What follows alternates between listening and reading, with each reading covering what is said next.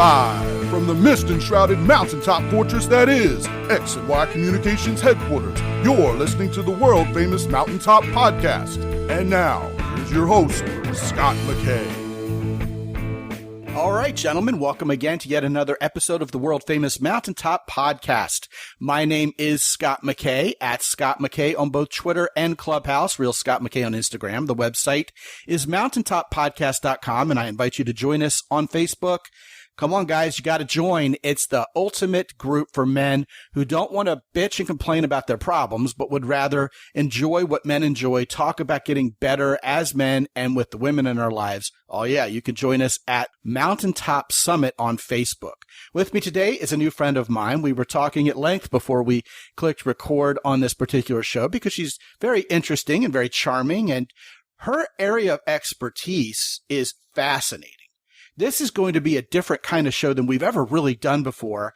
And what I love about this particular episode is we're going to take her area of expertise and we're going to apply it to what you guys find interesting.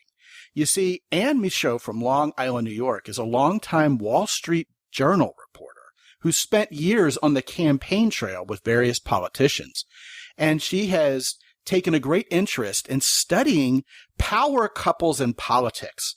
And what we're talking about here is men of power who probably had success and means before they ever ran for office, and the women who they not only marry, but of course, who marry them in return, form a partnership with these gentlemen, and perhaps even stay with these guys when they're rocked by scandals. So when I heard about Anne Michaud, I immediately thought about how we could take her expertise and her interests and apply it to helping us as men make wonderful decisions in terms of the women we choose to stand beside us as we're high achievers and as we move through life, making a name for ourselves, making a difference.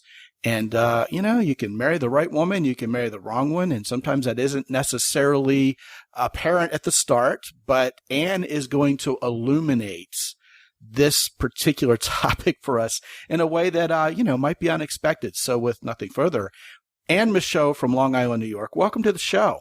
Hey, Scott. Thank you. Great to be here. Yeah, I'm happy to meet you, and I'm fascinated by your subject matter expertise, as obviously you are. You're the author of a book called Why They Stay: Sex Scandals, Deals, and Hidden Agendas of 8 Political Wives.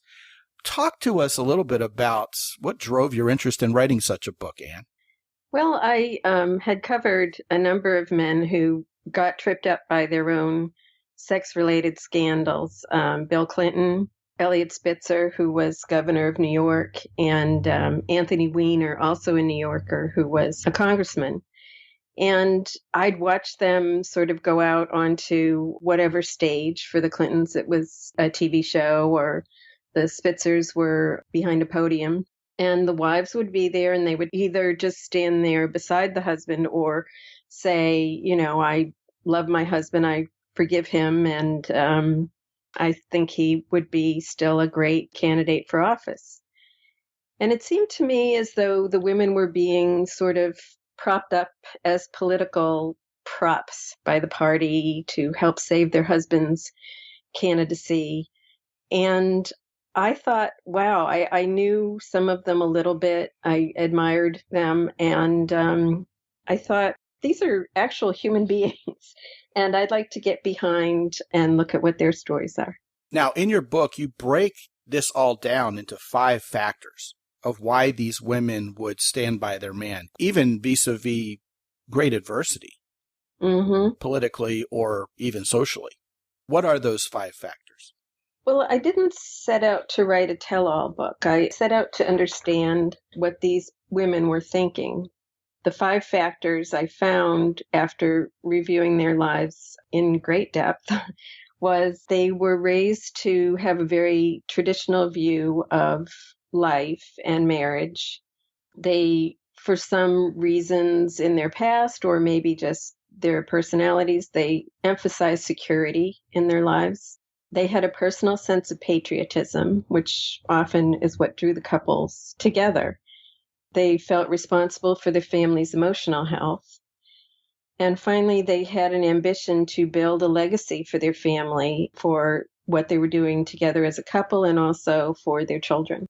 You know, as you were talking, I think of the Clintons and the Obamas, who respectively met while doing public service. Mm-hmm. So what you're talking about is really representative of men and women getting together who have like-minded purpose and ambition in life and are planning to act as a team. And I guess when scandal hits, it kind of rhymes with richer or poorer, better for worse, politically popular or about to, get flushed down the toilet would be something you could add to their particular marriage vows, right? Yes. Uh-huh. I think that they feel very invested in what's gone on so far, what they've built. And so there's a bump in the road. Now, your 5 factors, I have to admit to you, Anne, feel very optimistic. Conspicuous by their absence are really a lot of emphasis on women marrying for power, money, or fame as opposed to love. If a woman marries for power, money, or fame, or if a guy marries a woman simply because she's hot or she comes from a rich family or whatever, that really feels transactional. And we've talked on this show quite a lot about how transactional relationships tend to not only be shallow, but not very fulfilling. And ultimately, they tend to break off when the transaction isn't feeding the need anymore, or it's fed the need enough that the person can walk and perhaps go to greener pastures. Mm-hmm. So why is it, in the face of how easy it would be for either a man or a woman to marry someone because of the coattails or the financial benefits or the fame benefits, how come it's so often the case that these women who are married to politicians indeed stand by their man? I mean, you can also point to Kamala Harris and her husband. I mean, he's standing by her now, isn't he? Vis-a-vis rumors and whatever. Mm-hmm. So really, these couples tend to stay together when one would think that the odds are against them every bit as much or perhaps more than would be the case for, say, a Hollywood marriage. Yet, you look at all of the recent first ladies in particular, who are in the public eye. I mean, they're easy to recount and easy to keep tabs on, right? And virtually none of them have divorced their husbands. You look at Hillary Clinton, who stayed with a man who was rocked by very embarrassing scandal. And indeed, fast forward to the Trump presidency, I think a lot of people were licking their chops that Melania was going to leave this guy the day he was out of office, divorce him and take half his wealth. And so far, that hasn't happened either. What is it with the staying power of these particular couples?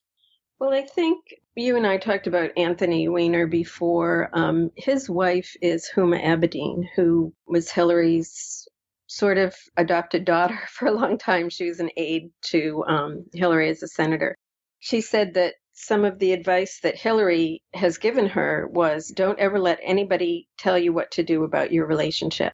I think these people live in a fishbowl in a sense, and they've got people writing about them all the time and tweeting about them. And, they have to really look inside and decide for themselves what they want. And I think that was the advice Hillary gave Huma and also probably followed herself.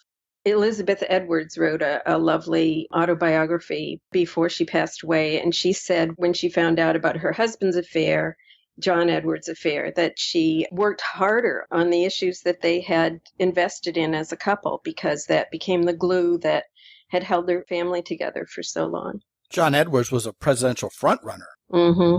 So that's significant for sure. Despite what you just said and the similarities between a lot of these power couples, they're not all cookie cutters. They're not all rubber stamped the same way, are they? I think of Hillary Clinton, and we've already talked about how she and Bill met during the course of their early public service and fell in love or whatever. She always had political ambition. I wouldn't say she necessarily or completely rode Bill Clinton's coattails, but she certainly leveraged her position as First Lady towards being Senator and later Secretary of State, and then, of course, the presidential candidate for the Democratic Party recently. I compare that kind of outlook on life to, say, Melania Trump's. I think anybody who has common sense and can look at something at face value, we'll see that Melania probably didn't marry Donald Trump to be First Lady. It wasn't for political reasons. No. She either married for love or she married for the lifestyle or the goodies that Donald Trump would give her. And I think most of us, in our heart of hearts, are thinking to ourselves, Melania never asked for being First Lady, and she probably really didn't want to be there. Because let's be honest, for someone who's leading a billionaire lifestyle, and you can pretend Donald Trump's broke or whatever, but let's put it this way, that's a couple who does not have to worry about where their next dollar is coming from. Regardless of how much Donald Trump's actual net worth is, that is absolutely the case. When you become president of the United States, your freedom is actually greatly diminished. You can't just go shoe shopping or go out and be a socialite and, well, shoo off the Secret Service and go do what you want. So that represented a huge lifestyle restriction for someone who, as First Lady, had the world by the tail up until that point, socially, right? So, I mean, that's a different situation. What's your take on that? Well, it's very different. And I think that Melania was here in the U.S. She had come pretty far from her Slovenian background before she met Donald, but not doing great. I mean, she was a model, but not supermodel. I interviewed one political psychologist named Bart Rossi for this book and asked him about Melania. And he said she could have married so many different wealthy men, but what she got with Donald Trump, and I'm not saying they didn't love each other, because that's not for me to know, honestly. What she got with him was more of an instant profile, instantly famous around the world. And after that is when he became president. I'm not sure she ever expected him to. Everything I've heard or talked about with their associates who are close to them say that she wanted him to run because that was something he dearly wanted to do. And she didn't want him waking up at 89 years old and saying, I wish I had. So I think she supported him that way. But I agree with you that being in the public eye like that must have been difficult for someone like her. Yeah, especially the political pressures that they faced from the competing party and et cetera, et cetera. Certainly something that, to Melania's credit, she had to kind of gut through to make it to the end. Yeah. So, I mean, she has that going for her for sure. But not every one of these power couple relationships is similar into how they're crafted or, how they play out, right? No, and I think that's what made it fascinating for me. I think before the Trumps, I had a certain view of political couples, which is more that they went into it as a team, like the Clintons or the Obamas. And I think the Trumps sort of rocked my world a little bit. They're very different. They approached it very differently. Yeah, for sure. Because even if you think about this long train of first ladies in media history, since the radio was invented, you look at Rosalind Carter, both Bushes, Betty Ford, Mamie Eisenhower, Bess Truman, Pat Nixon, Lady Bird, Michelle Obama, and they all seem like they were standing side by side, arm in arm, hand in hand, dedicated to patriotism and public service with their husbands, throwing the parties, exhibiting those feminine gifts alongside a masculine man. Not that they were diminished in any way in terms of the public eye or how people respected them. I mean, time after time on the most respected woman list in the United States are first ladies near the top. In fact, one of the most popular exhibits at the Smithsonian Institution are the first lady's inaugural gowns, lined up one after the next. I mean, every woman in the world loves to go and see that exhibit. I know that firsthand. I've been dragged through it probably half a dozen times in my life. And yet they kind of seem very similar, don't they? They all had a cause that they championed while they were in office gladly and continued to do so after they were out of office. And they all had a very elegant, tasteful, dare I say, classy flair to them and dared not cast any pall of shame on themselves, let alone on the presidency. You look at Hillary Clinton vis-a-vis what happened with Bill, and she really had to fight to keep that image. So sometimes it hasn't been necessarily easy for those women. Certainly Lyndon Johnson was known for being, kind of a hot-tempered loudmouth, and sometimes that got him into trouble, and Lady Bird had to stand by him. I mean, Pat Nixon, her husband resigned for God's sake. There's a lot going on there. And yet somehow those particular first ladies seem somewhat uniform in their image to the world, don't they? Yeah, it's true. I think you do see two people right next to each other. I think one thing that really shed a lot of light on Melania Trump for me was that she was raised in an Eastern Bloc country, and so was Ivana Trump, Donald's first wife. And I think that they have a lot more, seem to have a lot more comfort with an authoritarian man. I also thought the other thing that really I think about when I think about Melania was her going to the southern border with that jacket that said on the back, "I really don't care, do you?" Yeah, that was a huge political mistake. That was a head scratcher. It really was. But if you look at it from her, the world that she's in, and I think she and her husband are aligned politically, I think that she was trying to troll the press, troll the media and liberals, and just kind of make them scandalized and make everybody's hair go on fire the way that Donald does. Yeah, I would agree with that. And it was painfully easy for them as a couple to do so. I think another thing that people miss about Melania and what you've duly noted as her Eastern European heritage is there's a different set of sensibilities over there.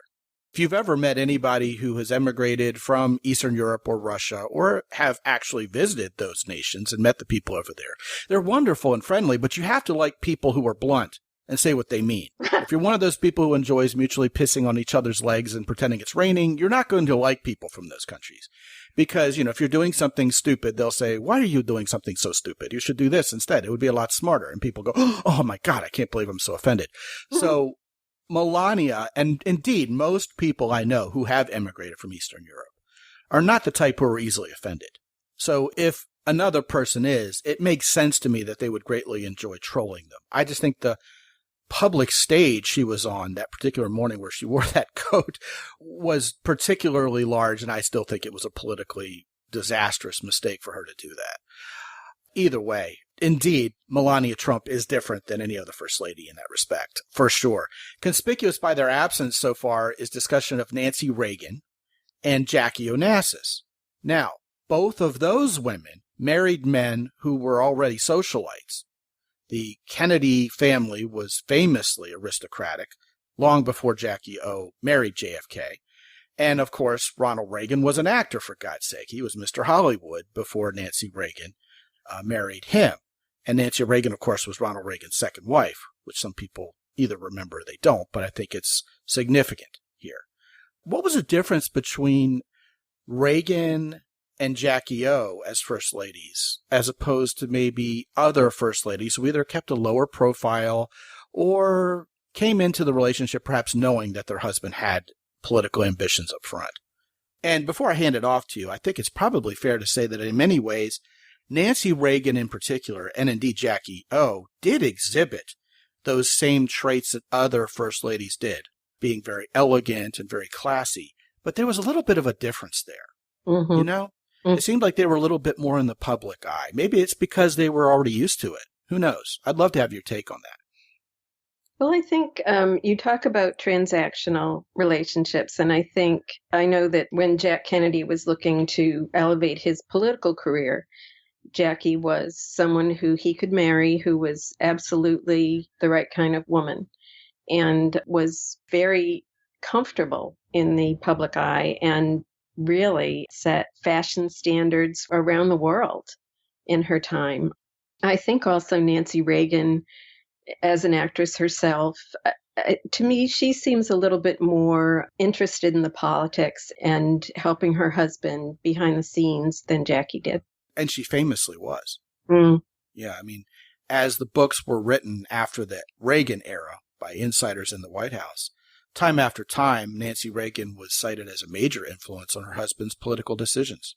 Not that other first ladies wouldn't be, but indeed, that was especially true perhaps for Nancy Reagan. Conspicuous by its absence so far also has been talk about the infamous Netflix series House of Cards, which, for heaven's sakes, Anne, this concept we're talking about here is the central theme of the whole show. You know, you have Claire Underwood and Frank Underwood as president, well, as rising political stars in their party, somehow becoming president. And I don't want to offer too much of a spoiler here if you haven't watched the show. It's a great show. Basically, the storyline recalls just the underhanded, almost insane antics that politicians go through to posture and to build power for themselves. And indeed, Claire Underwood is very much leveraging her husband's political power to gain political power for herself. And the funny part, and I say this in all truth, despite Kevin Spacey famously cratering his own career and therefore pretty much ending the show, rumor has it very strongly that the writers couldn't keep up with the reality of the Donald Trump administration because fiction couldn't possibly be stranger or more prurient or more interesting than the truth anymore. So they had a hard time writing to keep up with it, and people stopped watching because they could just sort of tune in to Fox News or CNN and see reality that was more interesting and titillating than the fantasy. So all of this to say that the idea of how these power couples live and even the pure politics of it is very fascinating to people in general. So it must be incredibly difficult and stressful to be in the public eye, not only for the wives, but for the husbands as well. And the strain on their relationship must be intense, huh? Yeah, I think one of the things I found that was so set these couples apart from other private couples was that they were at times forced to go out and make a public statement about how they felt about their husband cheating. That's kind of an extraordinary thing to have to ask in a marriage. Yes, especially considering how politicized it's going to be. Half the country is going to think you're wonderful and brave for saying something, and the other half is going to throw rotten tomatoes at you. Regardless. Yeah. Brutal. Let's take this into a more personal direction for the guys who are listening. We have a lot of guys who are high achievers in this audience, Anne. And a lot of those men are either in a relationship with a woman who is going to be standing by their side. We hope and trust they've married the right woman. And yet a lot of the guys listening are still looking for that right woman to walk hand in hand with, arm in arm with, as they go through life together, supporting each other. I may have given the farm away a little bit with that last statement, but what should high-achieving men with ambition think about when considering a life partner? How do you find a woman who will be just that for you as you go through life, achieving more, perhaps garnering more in the way of public spotlight, etc.? What are those traits? What are men to be looking for? I think both people should really be committed to having the relationship be the center of their lives emotionally. And I think they should talk about beforehand, what if this goes off the rails? Or on the other hand, what if we're really successful at doing what we're talking about? If they're really successful as a couple, then how do you feel about being the person who's in the public eye or who's fighting the battles behind the scenes, or who has to go out and wear one of those gorgeous dresses and just be the center of attention? Yeah, it's kind of like you have to have 20/20 foresight as much as possible. Yeah. I would also think that any man who has long-term ambition and is a high achiever would do well to get over himself if he's intimidated by strong, smart, intelligent, successful women who are wise and make good decisions, because that's the woman you're going to have by your side. And of course, it has no bearing on her feminine nature, because every woman, whether you like her politics or not, who we've discussed thus far, has been that lady. Very strong, smart, successful women, not a shrinking violet in the bunch. All of them intelligent, all of them well-spoken, all of them wise, and all very ladylike. All of them very feminine. I mean, you could make a case for some exception here and there, but I think a lot of those attempts at exception making are politically loaded also. So we won't mention any names. But I think it's very important for us as guys to think about our partnership with the woman we marry vis-a-vis what we're going to be doing 10, 15, 30 years from now. And for lack of a better way to put it, Anne, what we're going to be putting this woman through. And indeed, what is she going to put us through? I mean, some of these women who are smart, successful, and ambitious in their own right, they have a way of finding their own path and doing something that we may have to follow them on and perhaps peacefully coexist with in terms of their goals and ours. So it would be nice if we were all headed down the same path together as a couple, wouldn't it? That's a good point. Yeah, I think so. What are the warning signs? What kind of woman do we stay away from if we're planning to be president someday and want to have the right first lady by our side? Well, I think shrinking violet is probably a good warning sign. I think easily offended might be an issue. I remember when my husband and I, when he was first getting into corporate world after his service in the Army, we had some really sort of parties with his corporate friends, and some of the women were pretty catty and had sharp elbows. And so I had to just sort of step back and think about that a little bit and wonder if that's who I was going to be. So you actually did some introspection in that regard. I did. Well, that demonstrates a whole lot of wherewithal. You know, in my opinion, the fact that you would be willing to even look at that as a possibility or something that you should consider probably speaks volume about how you are a woman of character and really didn't want to become that, right? I didn't want to become that. And I think it helped. We got married. I was 35. So I wasn't a kid. And I think maturity helps too. Yeah, for sure. I think a lot of times guys think to themselves, okay, I'm going to be rich and powerful. I want arm candy. I want this woman who's a supermodel on my arm. You know, cough Donald Trump, right? And you have to have a smart woman. You have to have a woman who is in control of her mental faculties. You can't have a jealous woman. You can't have a woman who doesn't think quickly on her feet. And those women, like men, are rare. So when we find a woman like that and we're intimidated and we think for some crazy reason that she's diminishing us as men, that really signals we have a lot of work to do on our own maturity and our own wisdom, doesn't it, as guys? Well, I'd agree with you there. I think those are words of wisdom. Yeah, and I'm not asking you to throw my audience under the bus or anything. Fair enough. Fair enough. Her name is Anne Michaud, and she is from Long Island, New York. She's a longtime Wall Street Journal reporter who's followed a lot of politicians and their wives along the campaign trail. So she is a very informed voice for everything we've talked about today. She's the author of Why They Stay, Sex Scandals, Deals, and Hidden Agendas of 8 Political Wives. And you can get your copy of this very interesting book by visiting mountaintoppodcast.com/power couples, plural. Yeah, I'll make it singular or plural. I'm not going to ask you to spell Michaud. We've already had an Ann on the show, so power couples it is. mountaintoppodcast.com/power couples. You can also find Why They Stay, Anne Michaud's wonderful book, at the top of the queue at my Amazon page, which is mountaintoppodcast.com/Amazon. Once again, Anne, thank you so much for joining us today and giving us your insights on women who are powerful and stand by their powerful men. I think this is a wonderful show that guys are going to enjoy immensely, and indeed a departure from what we're used to doing around here. So thank you so much. Thank you so much, Scott. And guys, I would like for you to take a visit to mountaintoppodcast.com, where you can see what our sponsors are up to. Origin in Maine is Jocko Willink's company. You know Jocko, and he has the best protein powder that you will ever use pre-workout. He's got kettlebells and plyo boxes and other appliances to help your exercise and your workout. Amazing stuff, really manly stuff. If you're into Brazilian jiu-jitsu, his gis are among the best.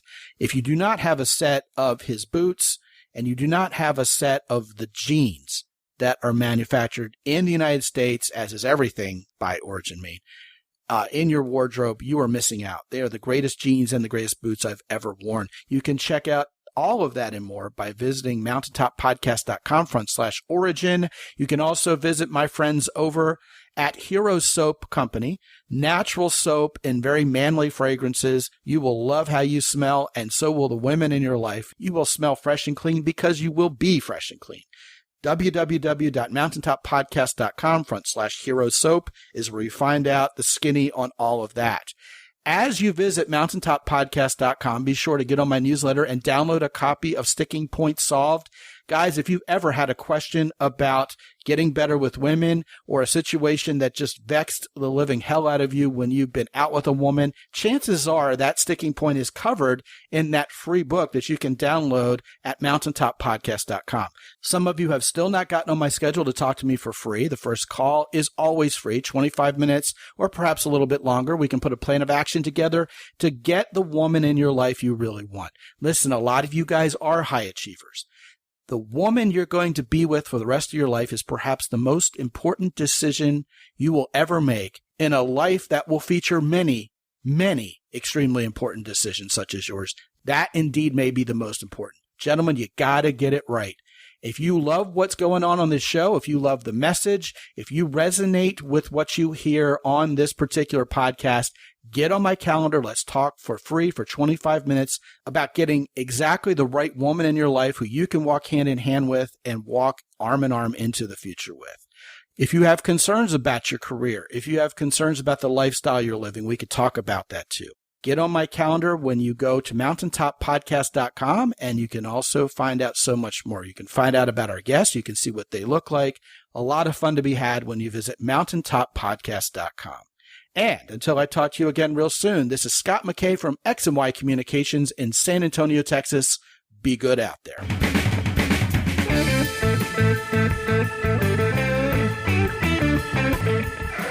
The Mountaintop Podcast is produced by X&Y Communications. All rights reserved worldwide. Be sure to visit www.mountaintoppodcast.com for show notes. And while you're there, sign up for the free X&Y Communications newsletter for men. This is Ed Roy Odom speaking for the Mountaintop Podcast.